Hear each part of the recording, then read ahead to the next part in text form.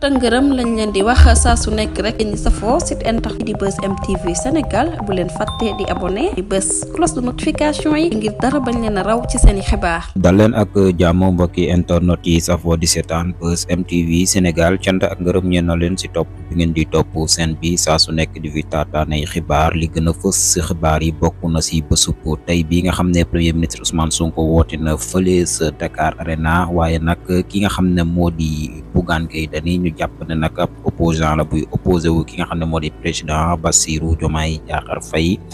ak premier ministre Ousmane Sonko moom takk deri nag daal di nañ koy teg loxo moom Bougane Gueye Dany fële sa Bakel. Xibaar yi am nag mooy moom dafa bëggoon dugg si gox bi nga xam ne nag fa la président de la république bu Sénégal nekk di président Bassirou Diomaye Diakhar Faye. Sécurité bi nag daan ne ko déet loolu moom du mën a nekk fii doo fi mën a dugg ndax président Bassirou Diomaye Diakhar Faye moo ngi fi